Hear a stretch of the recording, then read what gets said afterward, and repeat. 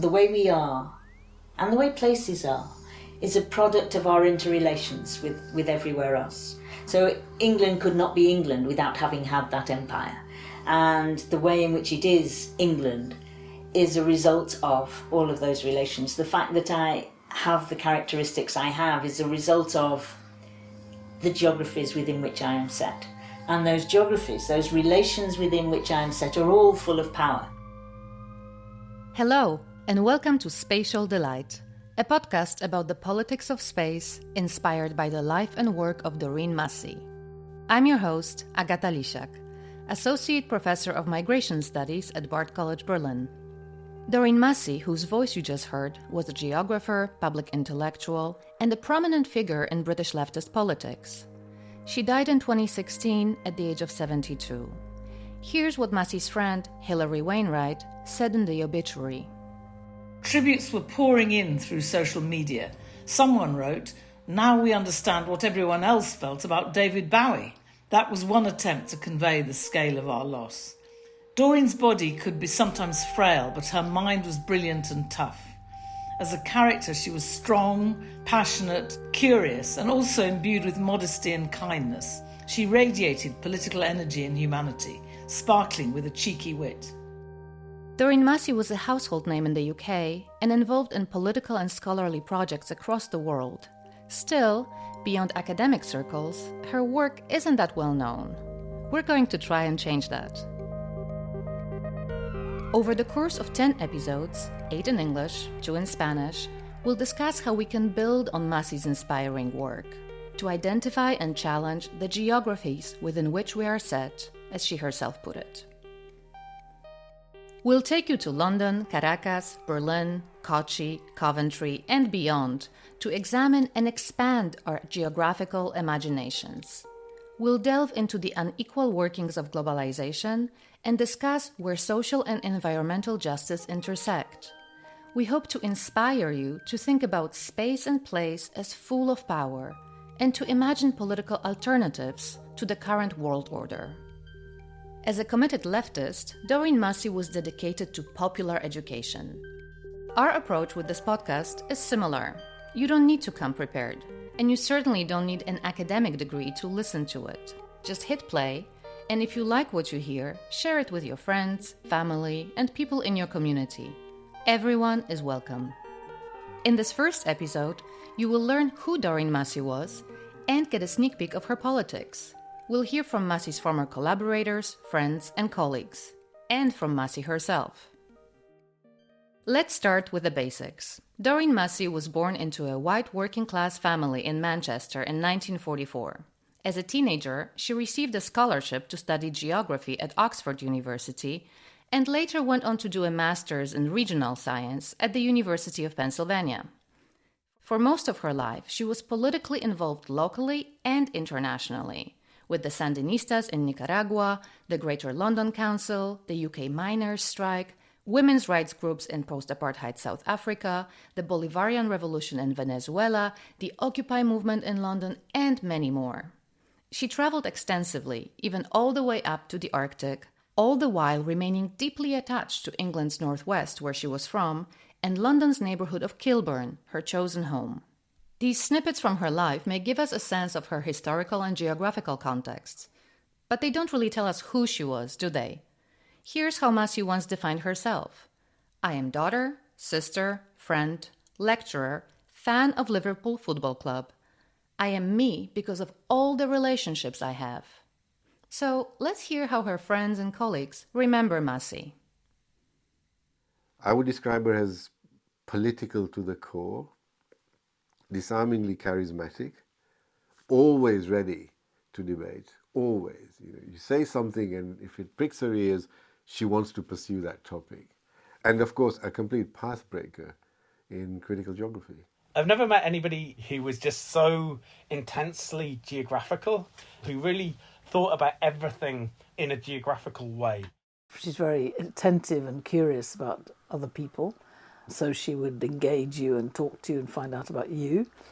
And she's very funny and likes to laugh. And she likes a good time. And she likes to engage and argue. She's a great woman? I would say that she was generous, intellectually generous, but jovial and curious. She made you feel at ease, and she always wanted to know what your opinion was, what was going on with you kind of intellectually. And as a young academic, that is both empowering but also quite intimidating as well. But I think that kind of generosity and warmth always shone through with Doreen. She was very human. She wanted to speak with people, connect with people. She could communicate with anybody, and she was always interested in what people had to say and was good at listening, but she always had a superb response to come back to, and that was, one of the great things about her skill. And if you look at where she's worked and who she will have worked with and how she will have worked with them, then there's this strong sense of the ways in which she could adapt to all of those different fields. And I think that's about being working class, actually, because at the working class, you're at the bottom already, and so you can only go up. And so each time you meet new people, you're hungry to learn and find things out. It can be quite frightening, Doreen, because she's challenging, but she's not challenging in an ego sense. Doreen didn't have an ego that she had to be right. It was challenging because she really cared for ideas, and she was probably the most rigorous academic I've ever met. And she also had a very infectious laugh. I expect people told you that. They did, and I remember that laugh myself. I met Doreen Massey only once, after a lecture at Berlin's Humboldt University back in 2013. Her talk was fantastic, the room completely packed. Massey radiated charisma. She was serious and entertaining at the same time. A perfect dinner companion, I thought. And after her talk, we did end up getting dinner together with a small group of colleagues. I remember everyone wanted to sit right next to her. The academic celebrity vibe was palpable, but only because we were so excited to meet her in person, not because she was acting like a celebrity. Not at all. She was engaged, chatty, and very funny. She was also, as I later learned from her friends, a very private person, and I find it important to respect her privacy even after her death.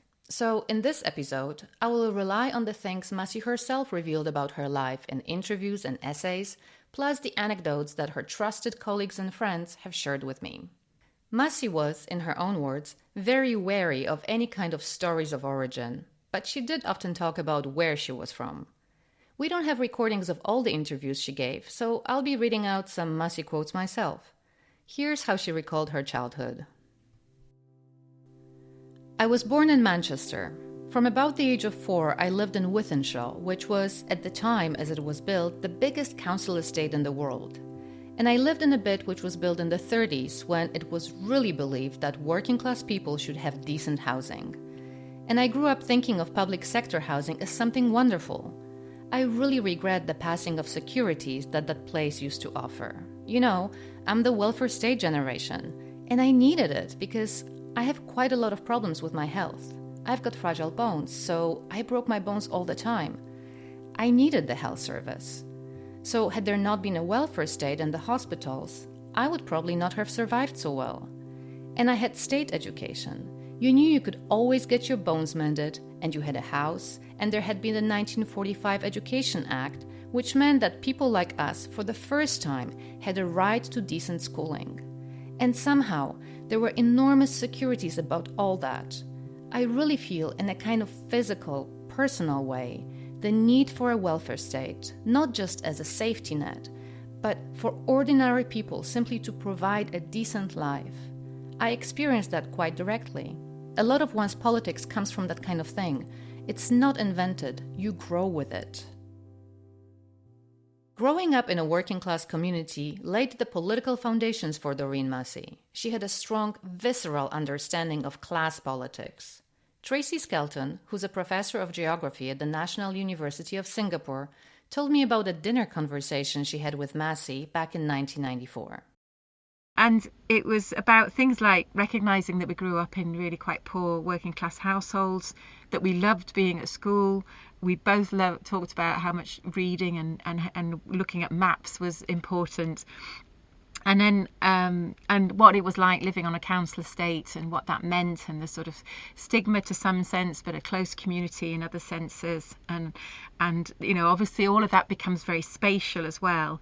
And then for both of us, we talked about the elation but also the shock that we had when we found that we'd taken the Oxford entrance exam, and amazingly we'd got in, because the data that we knew about how many women get into universities and then how many women get into Oxford was quite a trial, and it meant that we just felt particularly very excited, very happy about it. But we both said, but when we got there, we were in shock as well, because it was way out of our social class identities.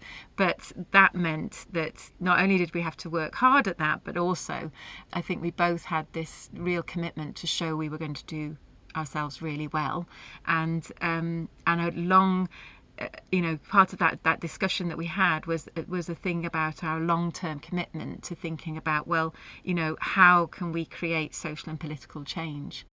After talking to Tracy, I was reminded that my own politics are also rooted in my biography. I grew up in a small Polish town during the turbulent years of economic transformation. Raised under the state socialism of the 1980s and the neoliberal shock therapy of the 1990s, I was the first in my family to go to college. And I was able to do so because the social safety net, although ruthlessly fractured by the market economy, had not yet been fully dismantled. For a girl from a provincial town plagued by high levels of unemployment, university was a mythical, mysterious institution known from books and films, but not an unattainable one. So even though the class system and regional inequalities in Poland differed greatly from those in the UK, my mobility, like Massey's, was social and geographical. Doreen Massey's life was powerfully shaped by the fact that she was from the North. For listeners outside the UK, the North-South divide in England may not be immediately clear. After all, Manchester and London are only 200 miles apart. I talked to some Northerners to learn about the cultural and economic differences between these regions. Here's Hilary Wainwright again, a socialist feminist and co-editor of the political magazine Red Pepper. She was Massey's frequent collaborator and friend. They worked particularly closely in the 1980s. Back then, Prime Minister Margaret Thatcher was waging a war on the British working class to advance the project of neoliberalism. The North was the centre of the Industrial Revolution and industrial production, and that continued really until it was hit by, obviously, the Depression, rebuilt to a degree in the post-war settlement, post-war era, and then destroyed again by Mrs. Thatcher. And now the difference, there's that legacy and that history, and that has got a culture. I mean, that did produce a sort of class pride. I mean, a bit male-dominated, because those industries were mainly male-dominated industries, with the exception of textiles, which gives the Northwest and Manchester a particular identity, different in various ways from Leeds, where I came from. But now, and certainly when Doreen and I were involved in the 80s and 90s, it's been transformed through Thatcher and neoliberal economics to a divide between finance and a declining manufacturing political economy. So now the South is the rich part, and the North is much poorer. But that within those regions, there are class differences in themselves. So there are rich people in the North and many very poor people, very precarious workers in the South. Another Northerner, Professor Linda McDowell, was Doreen Massey's colleague at the Open University in the 1980s. Doreen and I both grew up in the Northwest. She was from a working class family. She, of course, was very interested in the economic geography of the UK and wrote a great deal, particularly sometimes about the South, about the development of what was called the Golden Triangle, London, Cambridge, Oxford. But she felt very strongly that she was still a Northerner, despite living in London for probably 3/4 of her life. We sometimes went to give talks together in Liverpool and Manchester, for example, She didn't lose her northern accent, I don't think. She spoke differently to me. And she felt very strongly, I was going to say out of place in the south, but she didn't, because she wrote that wonderful essay about Kilburn, what it meant to be living there, and thought about migration and so forth. But she never felt quite comfortable with kind of elitist institutions. I mean, she did accept an honorary fellowship back at her old college in Oxford, and she'd been an undergraduate in Oxford. But she always liked to kind of puncture the, particular, over-the-top traditions of Oxbridge. Doreen Massey's dislike of elitism is legendary. Her friends report that she was mortified to find out that she was up for the OBE, the Order of the British Empire. Staying true to her anti-imperialist politics, she refused it. But she did accept many other awards, including one from the Swedish Society for Anthropology and Geography. It's a Swedish medal, and she was going to be awarded it by the King of Sweden. And she got an invitation to say, please come with your husband. And she said, well, I haven't got a husband, I'll bring somebody else. And she chose me. So off I went as her significant other. And we had a wonderful time choosing a suit for her to wear before she went. And then we went to Sweden together. And we went off to the palace. And we both said to each other, we are not going to curtsy. But we did. It was so kind of overwhelming. This odd curtsy aside, Massey's stance remained anti-elitist. Despite offers to work at more prestigious institutions, she spent nearly 3 decades at the Open University. And loved every minute of it. In a way, the Open University has been for me the ideal place to teach and to do research, because of its social project and because of the way in which it really encourages us as academics to speak beyond the academy as well as within. The Open University is located in Milton Keynes, about 50 miles north of London. It was founded in 1969 by the Labour government under Prime Minister Harold Wilson. The aim was to literally open up access to higher education to a wider variety of people. I once had a research fellowship at the OU, as the university is commonly known, but I didn't learn much about the institution back then. To find out more, I reached out to John Allen. He's Emeritus Professor of Economic Geography at the OU and was Doreen Massey's close collaborator. We met at the British Library in the centre of London, and, as you'll hear, it wasn't as quiet as you'd expect a library to be. John told me about Open University's political pull for engaged academics. At that time, in the 70s, you could consider the Open University as a social democratic experiment in mass education. Because at that time, only 3 or 4% of 18-year-olds ever went to university. Suddenly, you had this idea of a mass education at the university level. And it was a Labour government. Yeah? And it wasn't just opening it up to everyone. It was saying you can go to this university without any qualifications, without A-levels or any qualifications you would normally need to arrive at a university. That's what open means. And that, in the very term Open University, it's not. Originally it was one of the names, it was going to be called University of the Air, because it was over the BBC and TV. But the Open captures that social democratic egalitarian moment where anyone could come. And it became what was referred to as the University of the Second Chance. People who had not really developed or taken education seriously when they were at school had a chance later on in life as mature adults to get a degree. And that was something you felt proud of being part of, and Doreen felt proud of being part of a university that gave people that opportunity. No other university did that in the UK. Doreen Massey was strongly committed to the Open University. As she once said in an interview, for her, and I quote, "The point about knowledge is not to spread it in the sense of I tell you, but to make available debates and abilities to think. The point of education is to give people the confidence and the awareness to think for themselves. That's partly what the Open University is about." Being able to write about relativity theory for 12-year-olds is the thing we should be aiming at. So how did it look in practice? Well, that captures it quite well. We used to have a phrase in response to some colleagues' comments that's telling, not teaching. Telling, not teaching. You need to teach, not tell. So the key thing was not to pass information across and give students the ideas. It was to teach them to think. John Allen, Massey, and other OU colleagues worked closely on course development. They also wrote and edited several textbooks together. Here's how John remembers this process. I mean, I have to say, it's hard to describe it, but it's incredibly challenging environment for ideas. You're sitting in a room with colleagues, your own colleagues.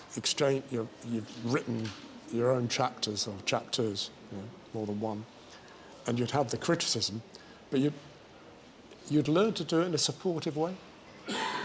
So you wouldn't say this is rubbish. Yeah? You'd always try to be constructive, but you'd learn ways of saying that tried to help, because the whole point of being critical about someone else's work in a supportive way was to get a better module overall. And over the years, we honed that ability.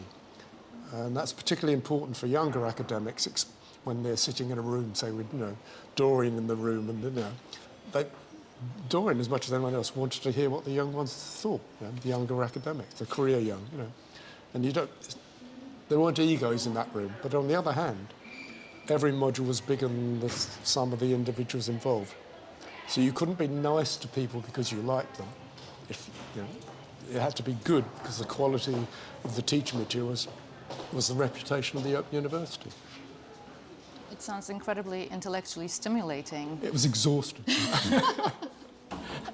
But yes, it was. I mean, it was a privilege to have that. Most other teaching experiences, lecturing experiences, you're on your own, delivering your own lectures. You get feedback from students, of course. What you don't get is feedback from your colleagues.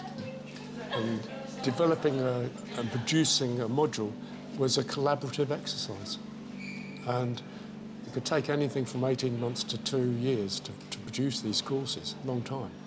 What came out of the end was always better than what you individually put in. And you had to remember that it was worth going through the criticism, because you knew by the time you'd done the third draft, this was going to be a much better piece. This collaborative environment, however challenging at times, produced not only excellent teaching materials, but also collegiality and friendships. Massey commuted to the Open University from her home in Kilburn.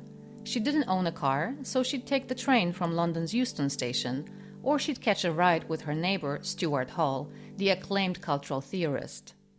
Professor Yasmin Gunaratnam, who's a sociologist at King's College London, used to work at the Open University. She would sometimes share a taxi with Massey to the train station.